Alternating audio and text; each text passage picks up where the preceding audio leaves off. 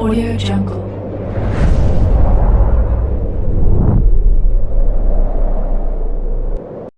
Yo, balik lagi bersama Mimin di Manhwa TV. Kali ini kita akan lanjutkan pembahasan dari cerita Riches Can Buy Royalty. Sebelum lanjut, Mimin ucapkan big thanks kepada Net yang telah mentraktir Mimin dengan jumlah yang luar biasa di Saweria. Semoga rezekinya semakin lancar, amin. Mimin infokan kembali bagi teman-teman yang ingin menonton video terbaru lebih cepat, silahkan bergabung menjadi member di channel ini dengan biaya 5K per bulannya. Jika tidak, teman-teman bisa bersabar lebih dulu selama 2-3 hari untuk menonton video tersebut. Tanpa berlama-lama, yuk kita masuk ke disclaimer dulu.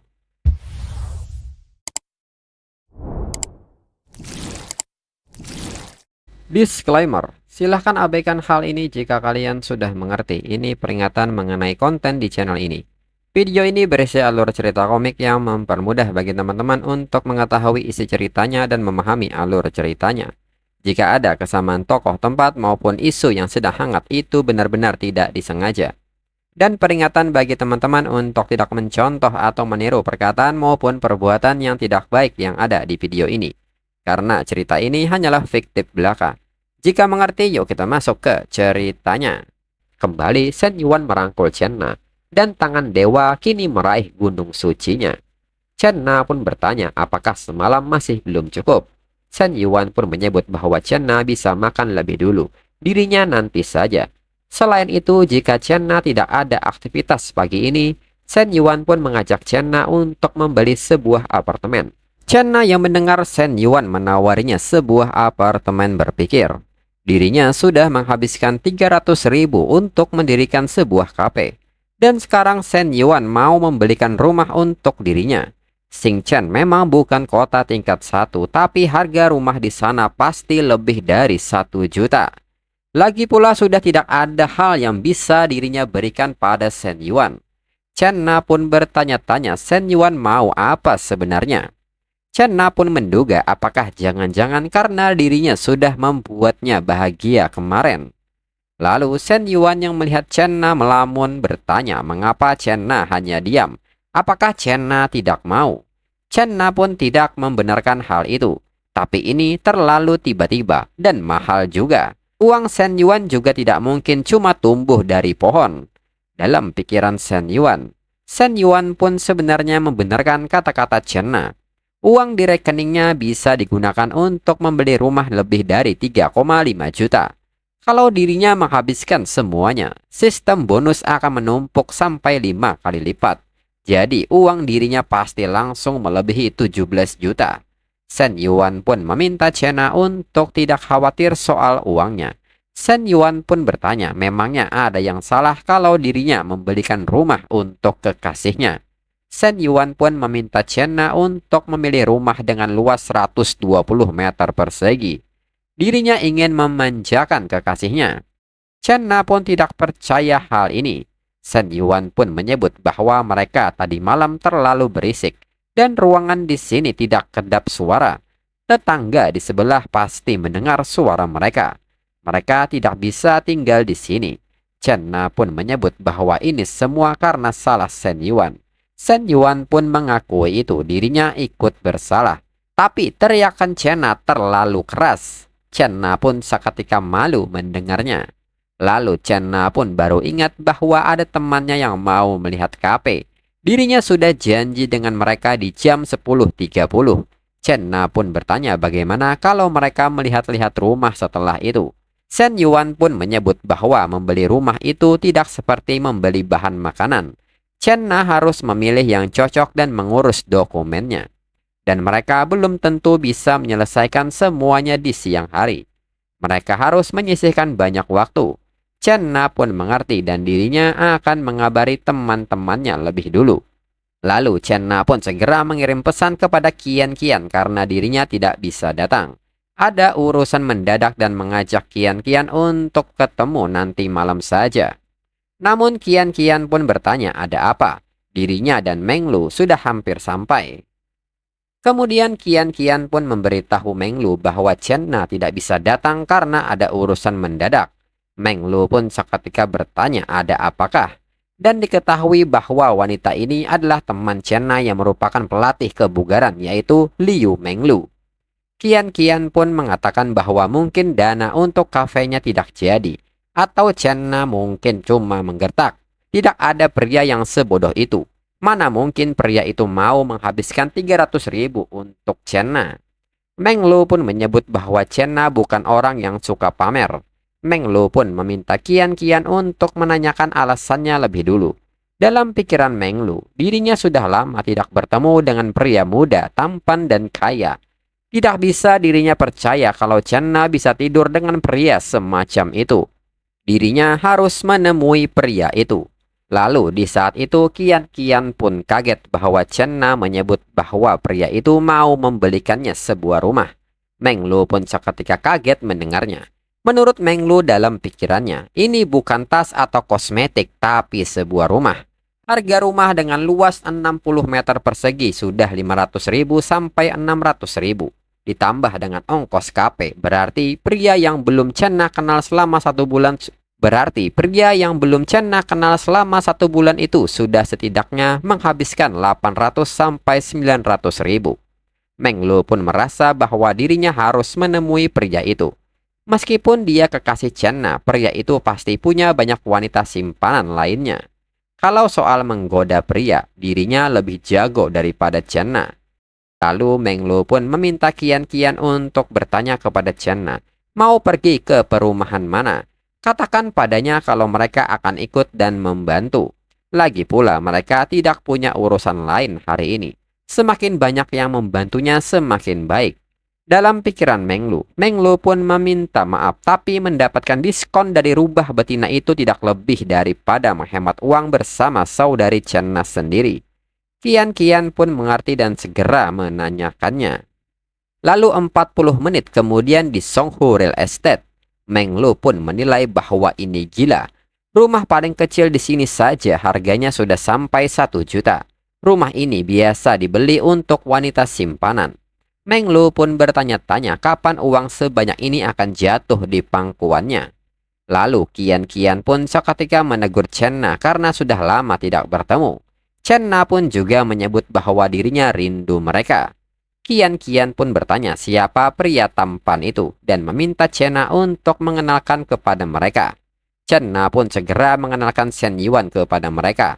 Mereka adalah teman baik dirinya. Pertama Liu Menglu, pelatih kebugaran, dan yang kedua adalah Hao Kian, sales rep untuk Farala. Dan sebaliknya Chenna mengenalkan temannya kepada Shen Yuan.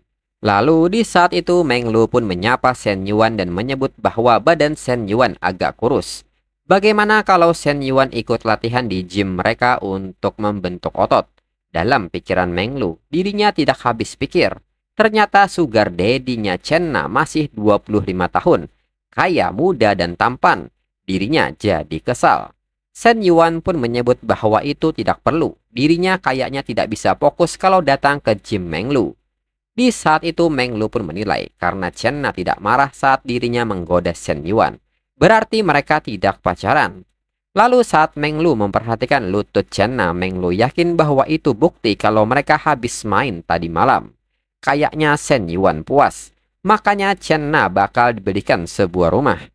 Lalu Kian pun juga menyapa Shen Yuan dan mengatakan jika Shen Yuan mau ganti mobil, maka Shen Yuan bisa datang ke Farala. Shen Yuan pun mengerti, dirinya akan ke sana kalau ada rencana untuk mengganti mobil. Lalu di saat itu Shen Yuan pun menilai, mereka baru bertemu selama 5 menit, tapi mereka berdua sudah tertarik pada dirinya. Shen Yuan pun bertanya-tanya apakah Chenna yakin bahwa mereka berdua adalah teman baik Chenna. Tapi situasi ini sangat membantu dirinya karena setiap wanita dengan nilai kesukaan di atas 60 sudah seperti pohon uang baginya. Kemudian kini mereka pun berjalan menuju meja pelayan. Saat itu perhatian orang-orang pun tertuju ke arah Shen Yuan.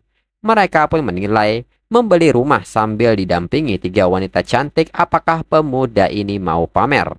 Kemudian sesampainya di kantor pemasaran, petugas pun mengatakan bahwa yang tersedia adalah bangunan 3 dan 9, harganya sekitar 15.000 meter persegi.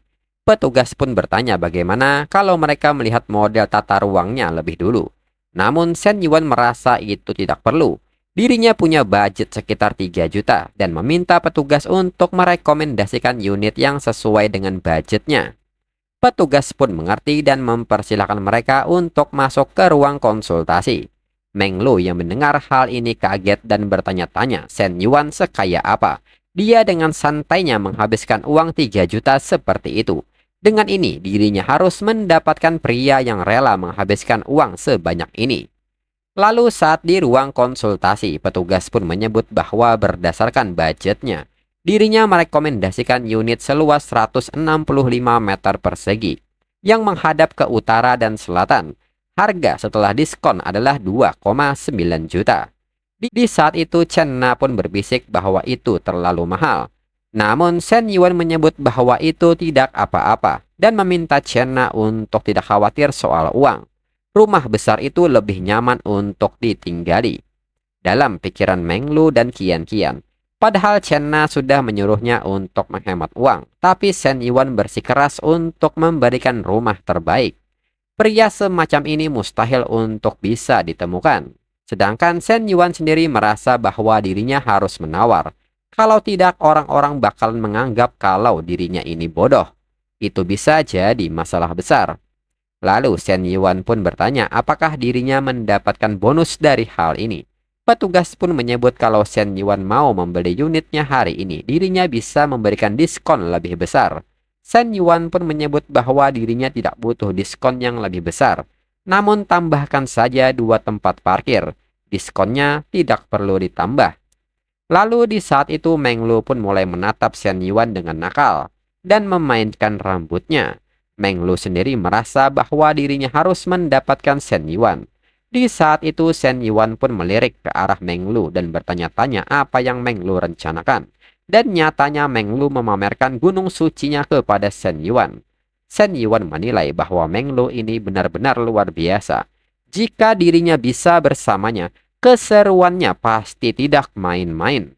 Namun Shen Yuan merasa bahwa dirinya sekarang tidak boleh memperhatikan hal lain. Dirinya harus fokus untuk mendapatkan rumah ini. Lalu setengah jam kemudian petugas pun mengatakan bahwa semua diskon telah dihitung dan total harga rumah adalah 2,9 juta. Petugas pun menyerahkan sebuah dokumen kontrak kepada Shen Yuan untuk segera ditandatangani. Melihat hal ini, Qian Qian dan Meng Lu pun kaget bahwa rumah untuk Chen Na benar-benar dibeli. Dalam pikiran Meng Lu, Shen Yuan dengan mudah membantu Chen Na membeli rumah seharga hampir 3 juta. Dan hal yang paling penting adalah bahwa Shen Yuan hanya meletakkan nama Chen Na di atas kontraknya. Meng Lu pun bertanya-tanya kapan dirinya akan mendapatkan kekayaan semacam itu. Dan setelah Shen Yuan menandatangani kontraknya, sebuah notifikasi masuk di ponsel Shen Yuan yang memberitahukan bahwa Shen Yuan telah menerima saldo sebesar 14,9 juta. Dan saldo saat ini adalah 15,3 juta. Shen Yuan yang melihat saldo akunnya lebih dari 15 juta menilai. Bahkan di hari-hari terbaik keluarga Shen, mereka tidak pernah memiliki uang sebanyak itu di rumah. Sistem ini luar biasa. Jika bukan karena Chen Na memicu misi, dirinya tidak bisa menjadi jutawan dalam semalam. Sepertinya lebih banyak NPC wanita adalah jalan yang benar. Lalu notifikasi sistem pun mengatakan bahwa hadiah misi kedua telah diberikan. Sistem mengucapkan selamat kepada Shen Yuan karena Shen Yuan telah memperoleh villa di Danau Qingzhou, di kota hijau. Sistem meminta Shen Yuan untuk mengklaimnya di kantor penjualan besok di jam 9 pagi. Shen Yuan yang menerima notifikasi ini sangat kaget. Dirinya mendapatkan sebuah villa. Itu salah satu dari 10 rumah super di kota bintang. Ini sangat menakjubkan. Di sisi lain, petugas pun menilai bahwa pasar real estate tidak bagus dan Shen Yuan dapat membayar uang cash untuk rumah Chen Na. Dan jelas mereka bukan pasangan. Mereka bahkan tidak tampak seperti pacar. Betapa dirinya ingin melakukan kontak seperti itu. Lalu petugas pun menyebut bahwa dirinya akan menghubungi Chen Na untuk prosedur lainnya. Petugas pun bertanya bagaimana kalau mereka bertukar kontak media sosial. Dengan begitu, jika Shen Yuan memiliki kebutuhan pembelian lain di masa depan, Shen Yuan dapat menghubungi dirinya. Shen Yuan pun mengiyakan hal ini dan mempersilahkan petugas untuk memindai barcode-nya. Melihat hal ini, Meng Lu pun sangat kesal dan bertanya dari manakah asalnya sales ini. Berani mengacaukan apa yang seharusnya jadi miliknya. Lalu Meng Lu pun kini mulai angkat bicara dan menyebut bahwa dirinya juga sudah berpikir untuk membeli apartemen kecil baru-baru ini. Ketika dirinya melakukannya, dirinya akan membutuhkan Shen Yuan dengan pengalamannya untuk memberinya beberapa saran. Dan jika Shen Yuan membutuhkan pelatihan, Shen Yuan juga dapat mengandalkan dirinya. Shen Yuan pun tidak masalah dengan itu. Dan dengan cepat Meng Lu juga men-scan barcode sosial media milik Shen Yuan. Kemudian Shen Yuan pun mengatakan bahwa dirinya punya hal lain sore ini. Jadi dirinya tidak dapat bergabung dengan Chenna. Shen Yuan juga tidak ingin mengganggu Chenna dan teman-temannya. Chenna bisa pergi makan atau minum kopi. Mendengar hal ini, Chenna pun mengerti. Melihat kepergian Shen Yuan, Meng Lu pun kaget. Meng Lu pun bertanya-tanya dalam pikirannya, Shen Yuan sudah pergi. Bahkan tidak tinggal untuk makan. Dengan semua yang harus dirinya tawarkan, sekarang tidak ada gunanya. Lalu Chenna pun bertanya kepada Meng Lu dan Qian Qian, haruskah mereka menemukan tempat makan terlebih dahulu? Dan setelahnya mereka bisa pergi ke kedai kopi. Qian Qian pun menyebut bahwa hari ini mereka pasti membuat Chenna membelanjakan uangnya untuk mereka. Sekarang Chenna memiliki kekayaan sebesar 3 juta. Dirinya dan Meng Lu sekarat karena iri. Meng Lu pun mengiyakan hal ini dengan senyumnya yang terpaksa. Lalu setengah jam kemudian kembali ke kafetaria sekolah. Shen Yuan yang mengambil makan pun secara kebetulan bertemu dengan Li Xiao yang saat ini sendirian hari ini. Lalu di saat itu ponsel milik Li Xiao pun berbunyi. Li Xiao pun mengatakan kepada sekretaris Lu bahwa dirinya mengerti. Dirinya akan menyiapkan materi yang harus dilaporkan besok. Dan tentunya dirinya sudah memeriksanya.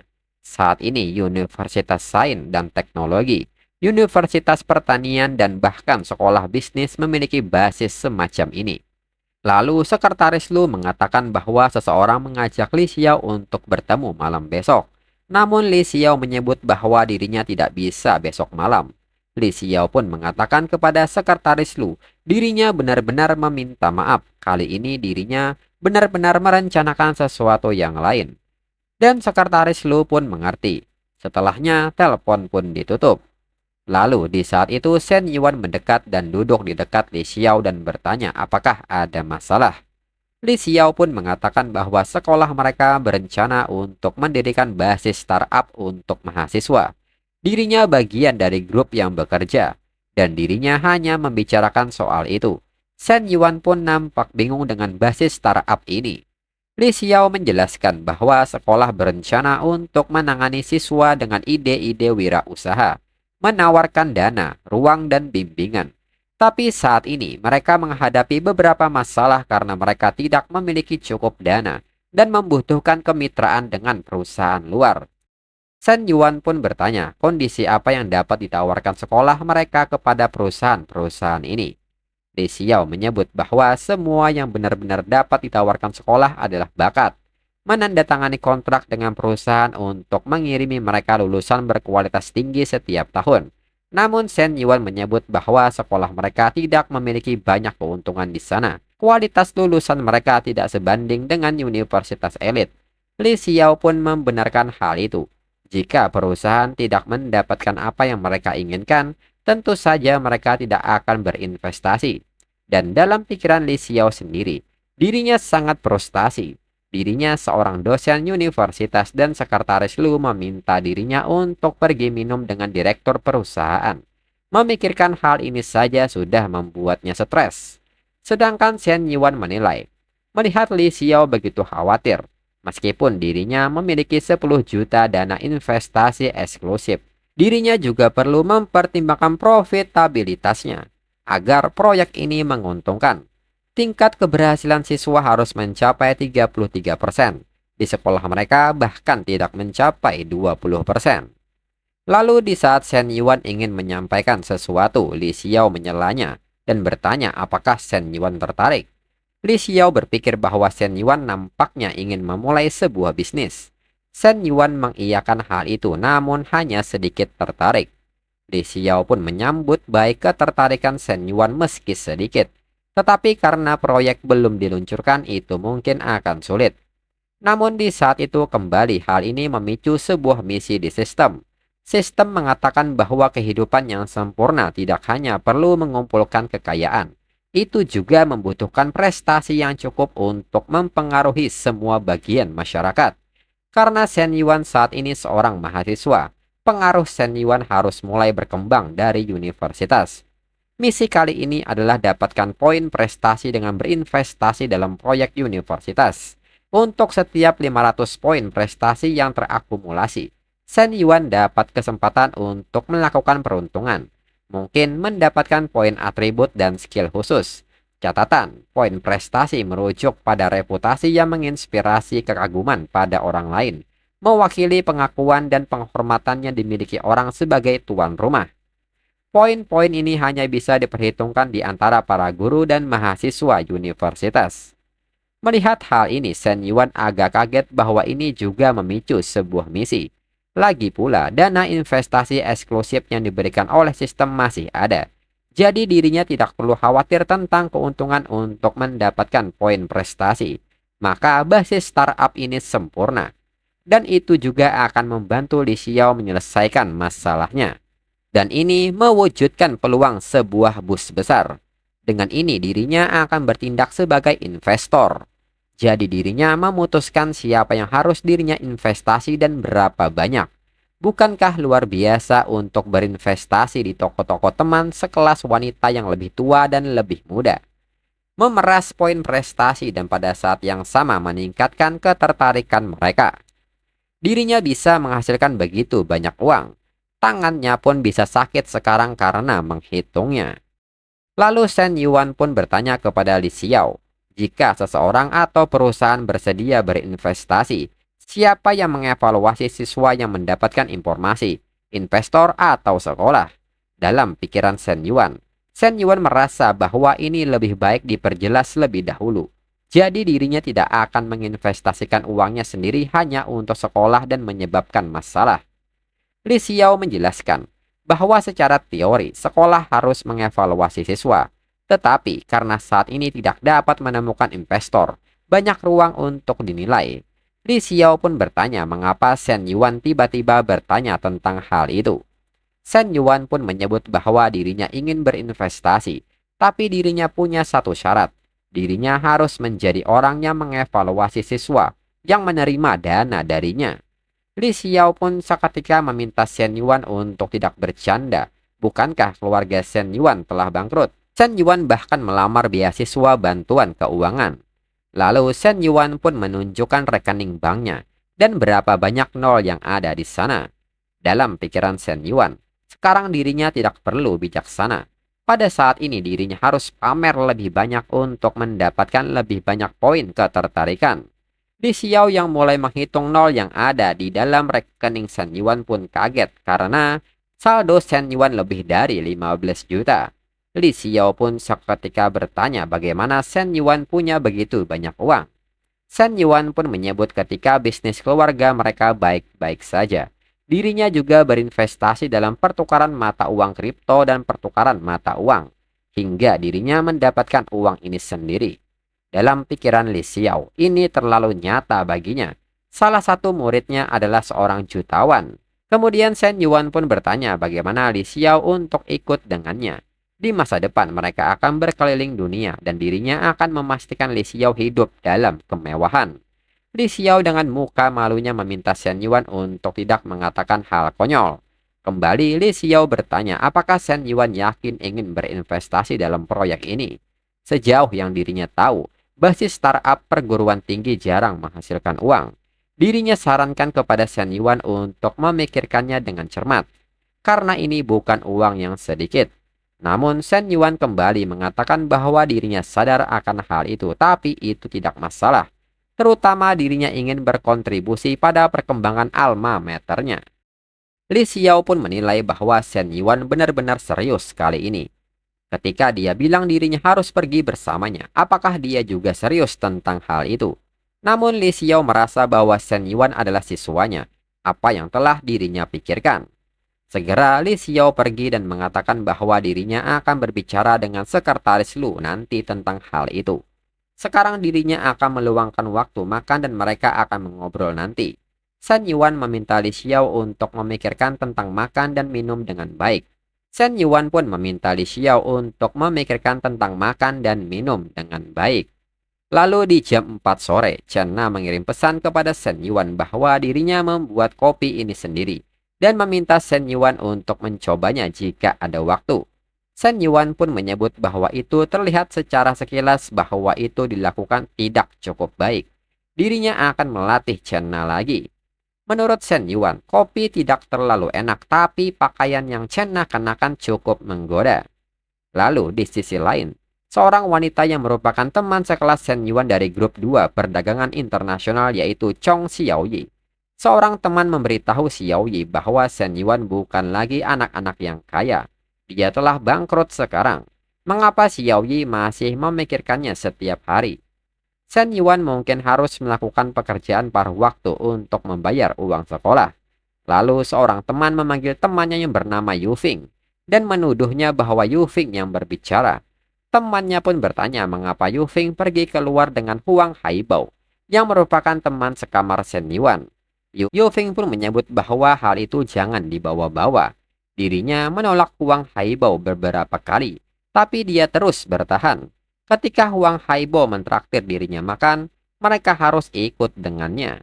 Yu Fing juga mengatakan bahwa setidaknya jika mereka keluar dengan Huang Haibao, mereka akan mendapatkan makan gratis. Tetapi jika mereka berkeliling dengan Shen Yuan, mereka hanya akan kehilangan uang.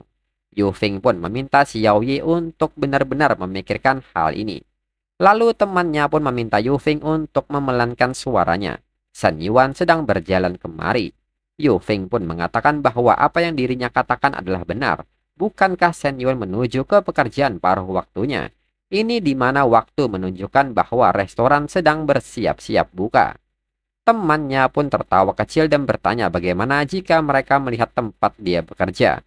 Jika mereka tidak berani bertanya, dirinya yang akan melakukannya. Xiao Ye pun bertanya bukankah itu tidak pantas. Mereka semua teman sekelas jadi tidak perlu melakukan hal ini.